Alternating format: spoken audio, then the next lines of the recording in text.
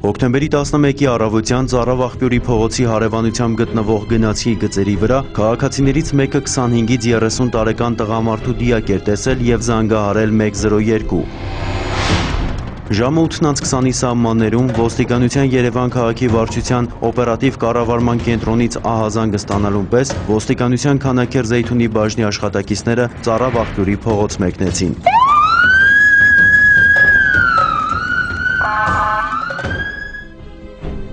Դիակի ձաղքունքի շրջանում հրազենային վնասվածքի հետքեր կային։ Ճշտվեց հանգուցյալի ինքնությունը, Ռուբինյաց փողոցի բնակիչ Լևոն Բունյացյանն էր։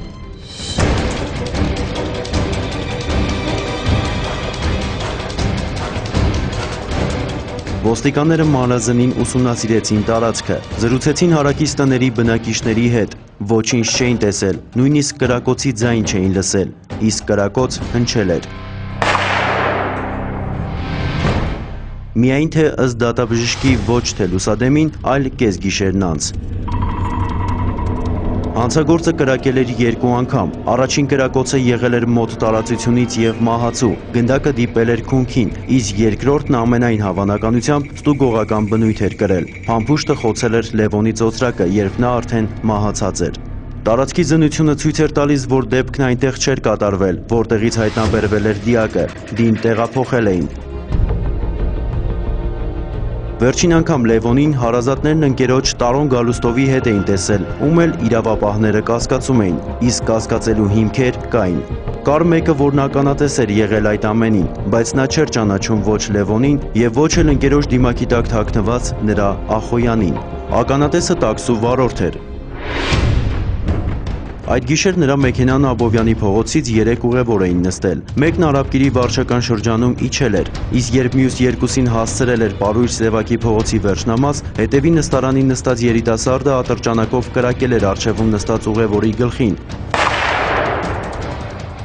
Ապա իրեն ստիպել էր մեքենան վարել Ծառավ աղբյուրի փողոց։ Գնացքի գծերի մոտ մեքենայից իջեցրել էր դիակը, գետնին գցել և երկրորդ անգամ ծոծրակին կրակելուց հետո վարորդին հրամայել էր իրեն Սայաթնովայի փողոց տանել։ Տաքսու վարորդն այս հրահանգն էր կատարել։ Ուղևորին իջեցնելուց հետո լվացել էր մեքենայից հետքերը, բայց խիղճը չէր տարել։ Ժամեր անց ոստիկանության Քանաքեռ Զեյթունի բաժին էր եկել և պատմել կատարվածը։ Տաքսու վարորդի հետ ունեցած զրույցից պարզվեց հանցագործություն կատարած անձի արտաքին նկարագիրը։ Միաժամանակ տեղեկություններ ստացվեցին, որ հանցագործության օրը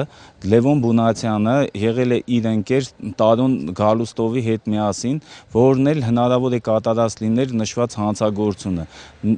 Նրա ազգականների հետ տարված բացատրական աշխատանքների արդյունքում Տարոն Գալուստովը սույն թվականի հոկտեմբերի 12-ին ներկայացավ ոստիկանության Քանաքեռ Զեյթունի բաժին և ինքնախոստովանական ցուցմունք տվեց։